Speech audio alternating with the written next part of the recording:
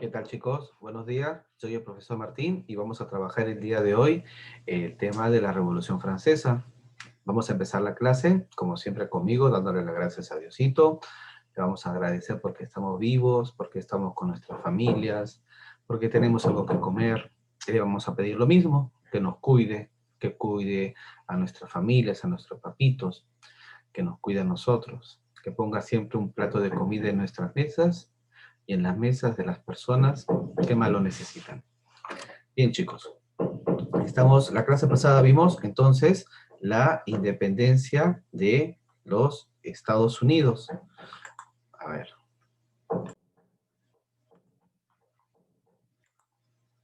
A ver.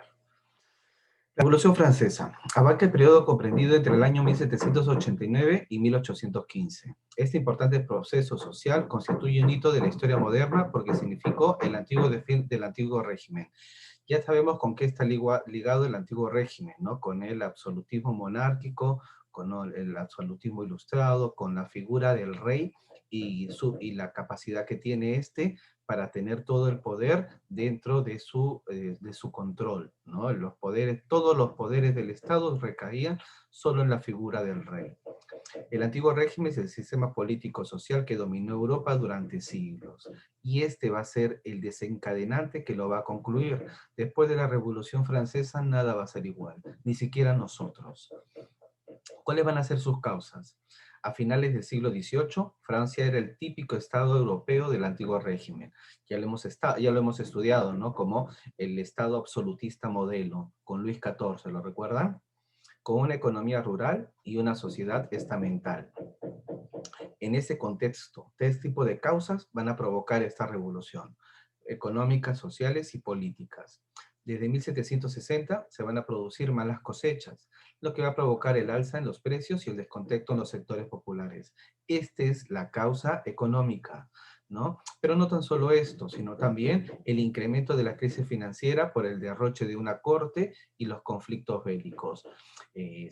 Francia se la pasaba haciendo guerras a los demás países y vivían en Francia, en la corte de Versalles, el rey y los nobles, ¿no? En total, sin sintonía, ¿no? Con lo que le pasaba al resto de la sociedad.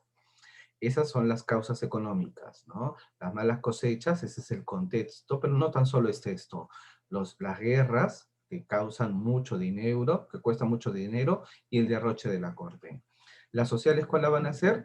Los burgueses. Ya sabemos quiénes son los burgos. El burgo era este castillo que aparecía durante la Edad Media, y alrededor de él se creaba toda una ciudad, ¿no? Por eso que se le llama, y a las personas que vivían en este lugar se le van a llamar burgueses. Los burgueses van a estar asociados con los nuevos actores sociales. El burgués estaba descontento porque, a pesar de su creciente poder económico, tenía poco poder político, pues los altos cargos del gobierno y del ejército eran ocupados por la nobleza. Además, consideraban injusto que solo el tercer estado, al cual pertenecían, pagara los impuestos. El único que pagaba impuestos era el tercer estado. Tres estados tenemos que entender, ¿no? El sector privilegiado, la nobleza, el clero y el pueblo llano. En el pueblo llano van a estar todos, pero todo el resto de la población, el 99% de la población, si pensamos, por ejemplo, en un país como Francia. Pero en ese tercer estado van a estar campesinos, van a estar los comerciantes, van a estar los empresarios, y ellos van a cargar con todas las cargas tributarias, porque ni el clero ni la nobleza van a pagar impuestos. ¿Para qué? Para solventar los gastos de las cortes, para solventar las guerras. Todo lo pagaban solamente los nobles.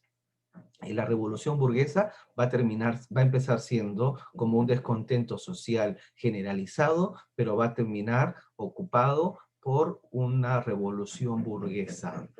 Las ideológicas. La influencia de las ideas liberales e ilustradas hizo que los ciudadanos tomaran conciencia de que el Estado debía respetar sus derechos. Vamos a entrar en este punto en particular. Tengo clases previstas para ver qué era el pensamiento liberal. La ilustración ya la conocemos, ¿no? Atrévete a saber, la razón por solamente solamente la razón para poder conocer cosas sin necesidad de la religión ni de cuestiones que uno no pueda comprender, supersticiones, decían ellos, que era la religión. No, basta de eso. Basta de religión. Necesitamos ahora solamente la razón para poder discutir sobre cualquier asunto. Entonces, eso eran las ideales ilustradas, pero las ideas liberales son las que ven las... vamos a entrar en un capítulo, como les digo, solamente para ver lo que era el liberalismo, pero les voy adelantando, ¿no? Para que se pueda entender estas ideas ideológicas. Las ideas liberales ponen al individuo como primero actor dentro de su libertad, la libertad del individuo ante que el contexto social, ¿no? Yo tengo libertad de opinión, tengo libertad de prensa, tengo libertad de decidir. Eso era el liberalismo. Combinadas estas dos van a causar el foco de la revolución. ¿Cómo es que va a empezar la revolución? Antes de esto quiero que veamos un pequeño video que está bien bonito y que narra la Revolución Francesa fue el cambio político-social más importante que se produjo en Europa a finales del siglo XVIII. Fue un periodo violento en el que se derrocó el antiguo régimen, para acabar instaurándose un nuevo régimen donde la burguesía, apoyada en ocasiones por las masas populares, se convirtió en la fuerza política dominante. Veamos los detonantes que iniciaron esta revolución. Siglo XVIII. Nos hallamos en Francia. La corriente de pensamiento vigente es el pensamiento ilustrado. Las ideas de gente como Voltaire, Rousseau, Montesquieu han hecho mella en la sociedad. Sostenían que el conocimiento humano podía combatir la ignorancia, la superstición y la tiranía para construir un mundo mejor. Este tipo de pensamiento se expandió a través de reuniones realizadas en casas de gente adinerada, en las que participaban intelectuales y se hablaba de filosofía, política y literatura.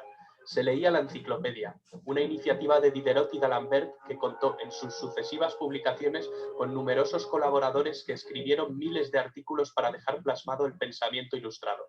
La enciclopedia contribuyó al descrédito del sistema. Una sociedad culta que piensa por sí misma era la mejor manera de asegurar el fin del antiguo régimen. Los principios basados en la razón, la igualdad y la libertad estaban presentes en la mentalidad de los franceses. No solo de los franceses, las ideas ilustradas se habían extendido por Europa y sus colonias. Al otro lado del océano, la Ilustración había servido de impulso para que un 4 de julio de 1776 las 13 colonias norteamericanas consiguieran su independencia. Francia se hallaba bajo el dominio de una monarquía absolutista. Reinaba por entonces Luis XVI, que estaba casado con María Antonieta. El poder del rey y de la nobleza eran la base de este régimen. El Estado se encontraba en una situación económica bastante precaria. Los gastos militares y las malas cosechas crearon una gravísima situación social. El pueblo pasaba hambre, mientras el lujo y el despilfarro del rey y la nobleza continuaban como si nada, endeudando más las arcas del Estado. La mentalidad ilustrada más el descontento social provocaron el caldo de cultivo perfecto para que estallara la revolución. Pero antes vamos a ver cómo estaba dividida la sociedad francesa. La sociedad estaba compuesta por 3 sectores sociales llamados estados. El primer estado era la Iglesia. No pagaba impuestos. Recibía de los campesinos el diezmo, es decir, la 10ª parte del producto de sus cosechas. Solo la Iglesia podía legalizar casamientos, nacimientos y defunciones, y la educación estaba en sus manos. El segundo estado lo componía la nobleza, dueños de las tierras. La nobleza tampoco pagaba impuestos. Los campesinos les pagaban un tributo y solo podían venderles sus cosechas a ellos. Era una casta encerrada en sí misma. El primer estado y el segundo estado, es decir, el clero y la nobleza, sumaban un 3% de la población. El tercer estado comprendía el 97% de la población restante y su composición era muy variada. Por un lado estaba la burguesía, formada por los ricos comerciantes y banqueros, los profesionales liberales, médicos, abogados, también por artesanos y pequeños comerciantes. Por otra parte existían campesinos libres, pequeños propietarios, arrendatarios y jornaleros. El tercer estado carecía de poder y decisión política, pero pagaba todos los impuestos, hacía los peores trabajos y no tenía ningún derecho. La burguesía necesitaba tener acceso al poder y manejar un Estado centralizado que protegiera e impulsara sus actividades económicas, tal como venía ocurriendo en Inglaterra. Pero volvamos a París. Cuando la precariedad provocó revueltas, la gente fue a quejarse a Versalles del hambre que pasaba. Entonces corrió el rumor de que la reina, muy altanera, pronunció la frase: «Pues que coman pasteles». Algo así trascendió y resultó bastante provocador. Para levantar el grave déficit presupuestario, el rey tuvo que declarar al Estado en bancarrota y convocar en 1788 los Estados Generales, un parlamento medieval que se había convocado por última vez 174 años antes, una asamblea donde los diputados de la nobleza, del clero y del pueblo se reúnen. Estuvieron presentes unos 1.200 diputados. La mitad representaba los dos primeros estados y la otra mitad representaba al tercer estado, que había conseguido duplicar su representación. La sesión inaugural fue presidida por el rey Luis XVI. La nobleza y el clero reclamaban el voto por estamento, que les aseguraba la mayoría sin necesidad de lograr un consenso. El tercer estado pedía el voto por cabeza, que permitía más igualdad en la votación. Ante la negativa de los dos primeros estados y el consecuente bloqueo de toda votación, el tercer estado invitó a que diputados sueltos de la nobleza y del clero se unieran a ellos. 2 nobles y 149 miembros del clero lo hicieron. Ante este acto revolucionario, el rey Luis XVI mandó cerrar la sala y prohibió su entrada a los representantes del tercer estado. Los diputados del tercer estado entonces deciden constituirse en una nueva asamblea y ser los verdaderos representantes del pueblo de Francia. Encontraron otro lugar de reunión, la sala del juego de pelota de Versalles. Esta asamblea tomó el nombre de Asamblea Nacional, prometiendo permanecer unidos hasta dar una constitución a Francia. El rey intentó la disolución de la asamblea. El diputado Mirabeau entonces pronunció la célebre frase: «Estamos aquí por la voluntad del pueblo y solo saldremos por la fuerza de las bayonetas». El 14 de julio, el pueblo de París respaldó en las calles a sus representantes y, ante el temor de que las tropas reales los detuvieran, asaltaron la fortaleza de la Bastilla, símbolo del absolutismo monárquico, pero también punto estratégico del plan de represión de Luis XVI, pues sus cañones apuntaban a los barrios obreros. Tras 4 horas de combate, los insurgentes tomaron la prisión. Retornando al ayuntamiento, la multitud acusó al gobernador de la prisión de traición. Le apuñalaron y recibió un balazo que lo mató. Su cabeza fue cortada y exhibida en la ciudad clavada en una pica, naciendo desde entonces la costumbre de pasear en una pica las cabezas de los decapitados, algo que se volvió muy común durante la Revolución. La toma de la Bastilla dio a los radicales y al pueblo de París mucha confianza en sí mismos, lo que tuvo su expresión en la prensa. Jean-Paul Marat, un médico que fundó un periódico de enorme éxito, se convirtió en la voz de la revolución y en una especie de líder del proletariado con su continua hostigación a los ricos. El rey acabó cediendo e invitó a la nobleza y al clero a que se unieran a la nueva Asamblea Nacional. La Asamblea adoptó el nombre de Asamblea Constituyente. Entre las labores que llevaría a cabo la Asamblea Constituyente destacan la aprobación de la Declaración de los Derechos del Hombre y del Ciudadano, la supresión del feudalismo, la apropiación de los bienes de la Iglesia, la constitución civil del clero, la libertad de prensa y, por supuesto, la redacción de una constitución. Bien, hasta ahí nos va a servir para poder empezar con los antecedentes de lo que va a ser la revolución. Necesitamos entender este contexto, ¿no? Que es el que acabo de explicar. El contexto que es la situación que vivía Francia, los estamentos, cómo estaba dividida la sociedad, ¿no? Vamos a ver ahora, como hemos visto en el video, los hechos. ¿Cuáles van a ser los hechos que van a detonar? Este va a ser el inicio de la revolución, la apertura de los estados generales, ¿no? Con esto va a empezar lo que vamos a estudiar como la Revolución Francesa. En 1789, el Estado francés se enfrentaba a una grave crisis económica. Las medidas de emergencia propuestas por los ministros del rey Luis XVI no se aplicaron debido a la negativa de la nobleza a pagar impuestos. Los nobles no querían pagar impuestos. ¿Qué hace el rey? ¿Qué hace el rey para obtener esos impuestos? Llama a los estados generales. Los estados generales es como el Congreso. En Inglaterra se llama el Parlamento. En Francia se llaman los estados generales. En España se van a llamar las Cortes. Por eso es que cuando nosotros estudiamos la independencia del Perú, estudiamos las Cortes de Cádiz de 1814. Entonces, ¿para qué se reúnen las Cortes de Cádiz? Justamente porque se habían invadido Francia, el enemigo francés, ¿no? Entonces se van a reunir las Cortes de Cádiz, como el Parlamento, como los Estados Generales, nosotros le llamaríamos el Congreso. ¿Por qué motivo? Porque ellos son los únicos, de acuerdo a la Constitución, que tenían ellos en ese momento, que podían subir los impuestos. ¿Qué eran los Estados Generales? Una la asamblea consultiva formada por representantes de los 3 estamentos. Estos estamentos eran la nobleza, el clero y el tercer estado, que ya lo hemos visto en el video y ya lo he explicado. Esta asamblea no había sido convocada desde 1614, pero la gravedad de la crisis obligó al rey a hacerlo. Con ello se buscaba aprobar nuevos impuestos y así resolver crisis financiera. Lo que el rey quería era que la nobleza pagara más impuestos. Todo va a terminar mal. El 5 de mayo de 1789, en el Palacio de Versalles, se iniciaron las sesiones de los Estados Generales con 1.139 diputados, 270 de la nobleza, 291 del clero y 578 del Estado llano, ¿no? Si lo sumamos, aquí el tercer Estado, el Estado llano, tendría más votos, pero los nobles y el clero no querían que se votaran así. ¿Cómo quería que se votara? Por estamentos. 1, 2, 3 estamentos. Entonces ellos tendrían 2 votos y el tercer estado solamente 1. No habría cambios. Estaba entrampado. Había gran expectativa respecto a su desempeño, pues el rey había dado a entender que la asamblea realizaría cambios trascendentales. Incluso había solicitado que los electores enviaran cuaderno de queja, donde plantearan a la corona sus peticiones. Sin embargo, la asamblea se vio entrampada por el desacuerdo sobre el sistema de votación, que es el que acabo de explicar. La nobleza y el clero pretendían que se votara por estamento, lo que le daba la mayoría a los sectores privilegiados, 2 contra 1, mientras que los delegados del tercer estado, ellos, querían que el voto fuera por persona, lo que entonces les otorgaría el mayor número de votos.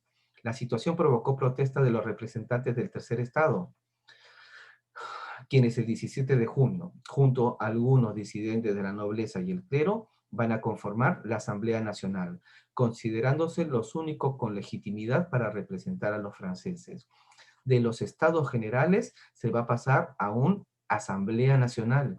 Es el segundo momento, ¿no? Y es el primer momento de lo que vamos a considerar la historia de la Revolución Francesa. Miren la línea de tiempo. 5 momentos: asamblea, convención, directorio, consulado e imperio, ¿no? Este es aquí. Empezamos con la Asamblea Nacional. El inicio es la apertura de los estados generales, pero en sentido, para el estudio de esto a profundidad, 5 momentos, ¿no? Entonces nos encontramos ahora en este momento, en el de la Asamblea. El 20 de junio, considerándose los únicos con legitimidad para representar a los franceses, ya no los estados generales, sino la Asamblea Nacional. El 20 de julio, sus integrantes hicieron el juramento del juego de la pelota que vimos en el video. ¿Por qué? Porque es donde se realizó para la elaboración de esta Constitución. Acto que se realizó en un salón del palacio en el que se practicaba este deporte. A través de este acuerdo se comprometieron a no separarse hasta elaborar una constitución. El 9 de julio, esta asamblea se transformó en una asamblea constituyente. De los estados generales pasamos a la Asamblea Nacional y de la Asamblea Nacional pasamos a una asamblea constituyente. ¿Qué es una asamblea constituyente? La que se encarga de elaborar una constitución. ¿Cuál va a ser el producto? La Declaración Universal de los Derechos del Hombre y el Ciudadano. Vamos a seguir viendo el video para que vea cómo se desarrolla.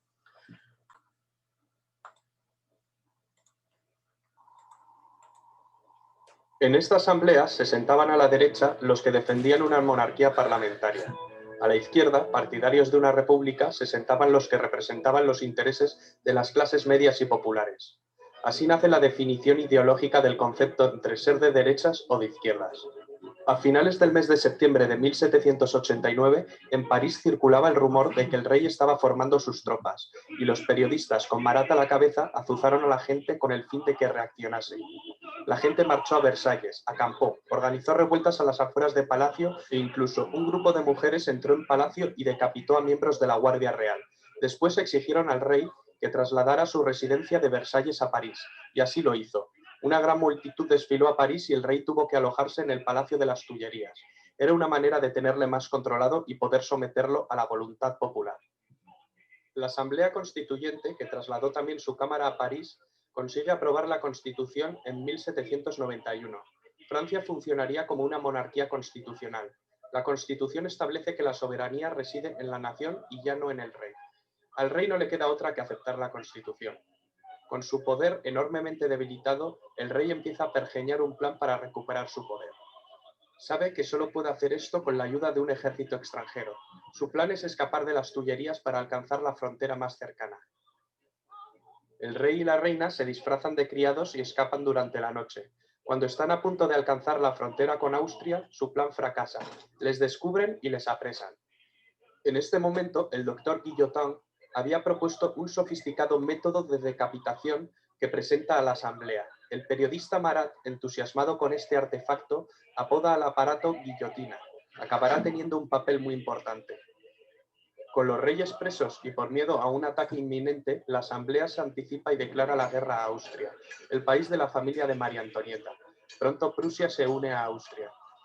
El 10 de agosto de 1792, las masas asaltaron el Palacio de las Tullerías y la Asamblea Legislativa suspendió las funciones constitucionales al rey. La Asamblea acabó convocando elecciones con el objetivo de configurar por sufragio universal un nuevo parlamento que recibiría el nombre de Convención Nacional. Aumentaba la tensión política y social en Francia, que además se encontraba en guerra e iba cediendo territorios ante sus enemigos. El nuevo parlamento elegido, compuesto fundamentalmente por los jacobinos con Robespierre a la cabeza y los girondinos de corte más moderado, deciden abolir la monarquía y proclamar la república. Abren un juicio al rey por traición que finalmente es condenado a muerte. Muere ejecutado en la guillotina. La reina María Antonieta acabaría corriendo la misma suerte y sería ejecutada más adelante. Bien, hasta ahí en lo que corresponde esta parte, porque nosotros vamos a tocar esta clase, este tema en dos clases. Primero, lo que corresponde a los inicios, que es lo que estamos viendo, hasta la asamblea, y desde la convención hasta el consulado en otro tema. A Napoleón lo vamos a ver en un tema aparte que vamos a llamarlo imperio. Entonces, nos encontramos en este momento. Atemorizado por el desarrollo de los acontecimientos, el rey ordenó el despliegue de las tropas a Versalles. Esto enfureció al pueblo parisino que el 14 de julio de 1789 va a asaltar la Bastilla. Para nosotros es el 28 de julio de 1821 nuestra fiesta nacional. Para los franceses es este. Esta es la fiesta de los franceses de su día nacional, el 14 de julio. ¿Por qué? Porque se van a rebelar recién en este día contra la autoridad. ¿Qué era la Bastilla? La Bastilla era una prisión real y símbolo del poder absolutista. No era una prisión cualquiera, era una prisión donde se encerraba a los que habían actuado contra el poder real, contra el rey. Entonces, era el símbolo de lo que constituía la realeza. Asaltar la Bastilla era asaltar al mismo rey. Posteriormente, la Asamblea Constituyente abolió los privilegios señoriales. ¿Qué eran los privilegios señoriales? Los privilegios del segundo estamento, de los que van a ser la nobleza. Y el 26 de agosto van a aprobar la Declaración de los Derechos del Hombre y Ciudadano. Es la que nosotros vamos inclusive a adoptar en algunos sentidos, ¿no? Es esta de aquí, ¿no? Los representantes del pueblo francés han resuelto exponer en una declaración solemne los derechos naturales, inalienables y sagrados del hombre. Todos los hombres, en todos los lugares del mundo, tienen los mismos derechos. Artículo primero. Los hombres nacen y permanecen libres e iguales en derechos. Las distinciones sociales no pueden fundamentarse más que sobre la utilidad común, ¿no? Libertad. El objeto de toda asociación política es la conservación de los derechos naturales e imprescindibles del hombre. Estos derechos son libertad, propiedad, la seguridad y la resistencia a la opresión. Esto pertenece a lo que vamos a llamar acá las ideas liberales, por eso su influencia. Vamos a verlo en una clase sola, no se preocupen. En este documento, en la Declaración de los Derechos del Hombre, se plasmó la idea de un nuevo orden político bajo los principios de igualdad, libertad y fraternidad, ¿no? Este es el lema hasta el día de hoy de la República Francesa. Además, se organizó el territorio del país en 83 departamentos. Se va a cambiar la configuración política del país. Se va a proclamar la libertad de empresa y de trabajo, y todos los bienes de la iglesia se van a secularizar. ¿Qué significa? Que se van a volver bienes de todo el Estado francés. A la iglesia, que era una de los sectores más ricos, igual que el de la nobleza, se le va a quitar todo, igual que a los nobles. Durante los meses siguientes, muchos aristócratas huyeron del país y alentaron a otras monarquías a intervenir en Francia. En junio de 1791, Luis XVI y su familia intentaron fugar, pero fueron capturados.